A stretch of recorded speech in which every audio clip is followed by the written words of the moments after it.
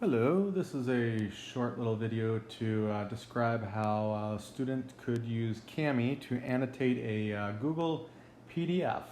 So basically we're in student mode in Canvas right now. We already have the assignment created. So student will be looking for their assignment, and our assignment right here is Cami Annotate Practice. So they'll click on the assignment. You can either actually allow the assignment to be seen if you actually add it into the rich text editor, or you could just have the Cami have this adding a practice in a new window tab on the bottom. I like to have the students be able to see actually what they're going to be doing, but this is not going to be anything that they're going to be really working on. You will go down here and you'll click on load the annotate practice in a new window. Students do that, it'll bring them to the Cami world, basically. The first time you do this, you probably will have to say that it's okay for your Google to be communicating with Cami, and then you probably will have to agree that Cami can communicate with Google, because once you annotate a actual PDF, it will be stored in your Google Drive, and then we also have to allow Cami to get it out of the Google Drive in the first place too. This seems to be a scanned PDF. Would you like to add any kind of text? So there might be some certain things that aren't popping up in there. So just running this little process might bring something in that might not be shown already. I'm not exactly sure what that might be adding or not, but it doesn't seem to really affect anything. So what I've done here is put a few different actual assignments in here from across the board of different things that people could possibly see, and how we might be able to use it in here. So first and foremost, certain classes use crossword puzzles. So crossword puzzle might be good for either using a text box or for drawing. So I'm going to go ahead and use the text box to kind of show what that might look like to start with. So basically this is for probably elementary school, and they're trying to have you guys pick out what the baby animal is called using the word bank down here from the actual true adult animal. So dog, I know that is puppy. Yeah, puppy right there. So 6 across is puppy. So I'm going to click on my text box. Now, text box, you got some options. You got, first of all, a few different colors. You can even go to a palette and pick out more colors. I'll just stick with some simple red. And then you can click on your font size from 8 all the way up to 24. Actually, you can even scroll down and go all the way up to 96. I'm going to go ahead and select 24 and see how that looks on here. So the dog is 6 across, that was puppy, so I'm just going to click right here, and then you just start typing. So pup, P. Now obviously that's not going to fit very well, so I might have to kind of do some spacing here if I'm going to do it with a text tool. Or I might want to go in and actually change the size of this a little bit. Once you create it, you can actually move it around with our little tiny scroll with the arrows there. And we can also go ahead and change the font size of it, make it a little bit bigger, see if that seems to fit better. That might actually be a little better. Definitely will need a backspace some here and see how this actually fits in it. So I mean, if you're going to make it look all perfect with a text tool, this could take a little bit of time, as you can tell. I would probably not suggest you do a crossword puzzle with a text tool. The other option is using the drawing tool. So basically you're just going to be writing with like a paintbrush. So again, you got the stroke thickness, that's how thick is the paintbrush. 4 might look good on this one. And again, you can go with your colors here. We'll go ahead and do a purple this time. And let's see here, a kangaroo. We're looking down here, that's a Joey. Kangaroo is a Joey. So kangaroo is 15 across, so Joey down here, so Joey. That actually probably will go a lot faster than a text tool, even though it's a little bit messy, but you know, it does definitely go a little bit quicker, I think. If you actually have this on an iPad, that would go a lot better because you can use your finger to draw, or you can use a actual like iPad pencil to draw. And a lot of kids out there probably have iPads possibly, or some kind of tablet where this would actually be very good to do the drawing on. So there's a couple options for inside of like a crossword puzzle, text tool, or like actually drawing inside here. If go a little bit further down, we've got some Spanish paragraphs. So let's say your teacher wanted you to use the markup tool. Markup tool, we got some options. We got the text highlighter, we got box highlighter, which puts a actual highlighted box around some objects. Strike through words, and then underlining. You can pick your colors again. So we'll go maybe red. Well, we'll do highlighting, so we'll go yellow. So we'll start off with text highlighters. So let's say your teacher wanted you to highlight all verbs inside here. So soy is a verb, so it would highlight it. Looks like I got the turquoise highlighted, so oh well, or blue or so. Let's see, what other ones do we have here? Soy again, another one, another soy, tengo, I have. So you can be highlighting maybe verbs. If you're using a box highlighter actually will put a box around everything. So maybe you want to highlight this entire paragraph right here instead. So that's what a box highlighter can do. Strike through, maybe they want you to strike through all of your nouns. So let's see, hospital, hospital. So we'll strike through that. And again, you can maybe change your color to a different color here. And so let's see here, dogs, perros, strike through. And amigos. Okay, so it looks like if you've got actually like a box circling around it, you might not be able to actually go on top of it with the strike through. So you'd have to either get rid of the box or, you know, be able to get on top of it again. So there we go. So amigos is another verb, friends. So strike through with that. And then maybe underlining might be all of your describing words. So like small or big and things like that.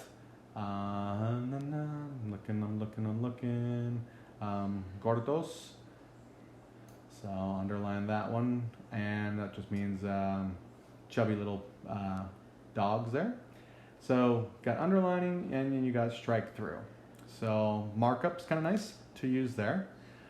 Comment is if you want to put like your own little side commentary on something, possibly like there's maybe a mistake in here somewhere, and you want to point out the mistake. So you basically will go to wherever you want to kind of put that, and then you would put like your mistake over here.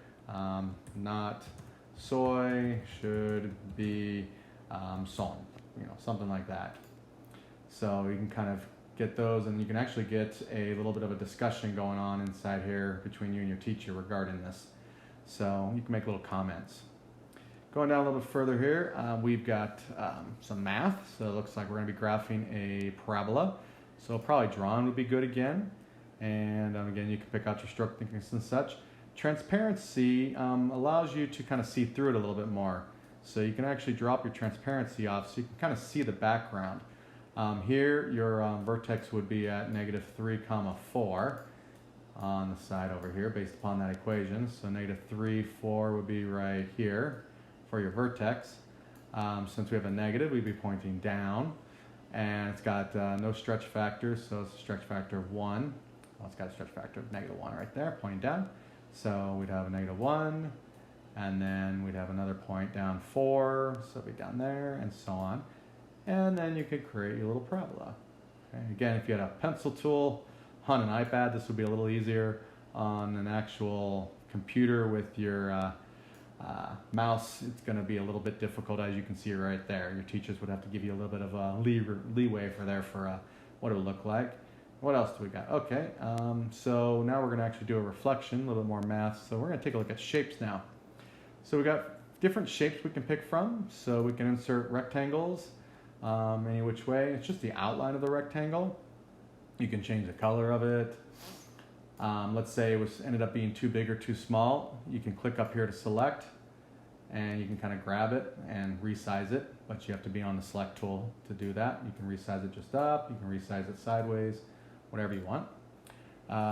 With ellipses and circles, so you can kind of basically create a circle, but again, if it doesn't quite look the way you wanted it, and you want it to be more like an ellipse, you could always grab it later on and drag down and change it up. What other things do we have? We got triangles. Cool thing about triangles are it actually gives you the interior angles of the actual triangle. So we'll drop a triangle in there, I'll move it, And let's say those aren't the angles you want, you could always adjust it, and it gives you updated interior angles to try to create the, maybe your teacher wants you to draw a obtuse scalene triangle, or possibly a equilateral one, so we try to get all 60s and try to get them perfect here.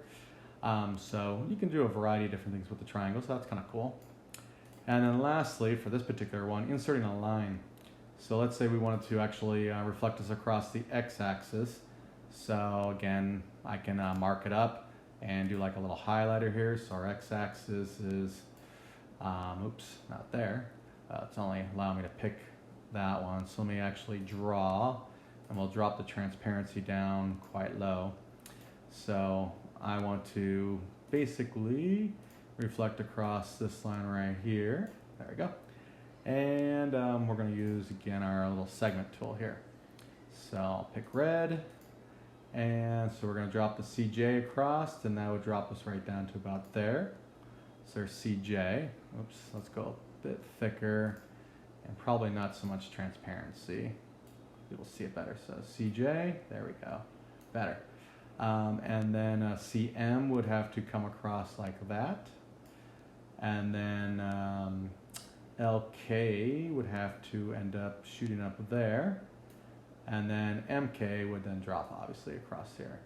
And if your teacher wants you to label them all, you can go to your drawing tool and label each one of these guys what you want. So this would be M prime, and this would be K prime, and so on.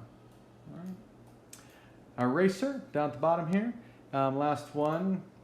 So you can erase all annotations. That would get rid of everything that you basically just annotated over here. And so it would basically take you back to square one. Drawing a shape, so that would only erase the rectangles and the triangles and such. Or you'll just keep the eraser tool on, and you just can't click on them.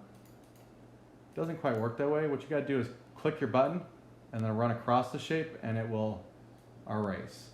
Now, what happens if I erase something I didn't want to? There's a little undo button up here. You can always undo your erases. A couple other things, you can definitely zoom in if you need to make this a little bit bigger, so you can kind of work on it a little bit more accuracy and zooming out. And again, if you just erase things, you just run across it, run it over, and we'll erase whatever it is you want to erase. Okay. Beyond that, everything else is pretty much locked up because this is the free version of Cami. We'll see if the district ends up purchasing a paid version of it, which will give us some more options. So I hope that gets you started on Cami. Enjoy annotating. Well, one last final thing. Now that we've annotated everything and we want to turn this into our teacher, it's really easy. Up here in the upper right corner, you got a submit button. And so you just click on that, and then you just submit it to your teacher. It'll take a second to submit. And then your teacher will receive it in their assignments, and they'll be able to see everything you did. Now, let's say later on you wanted to go back and, oh shoot, I forgot to finish this whole entire thing here. Let me go ahead and draw on this and finish my sucker. So we got the, let's say, the lamb here, and so on. A lot of times, I'm not sure why I didn't just do that. There it goes. This document has been turned in. Once you turn it in, you're not going to be able to do any formatting again on it unless you unsubmit it. Okay, so you got to click unsubmit, and now it's taken out of your teacher's grade book, and now you can go ahead and start writing it all up and do whatever you want, and then resubmit it when you're ready.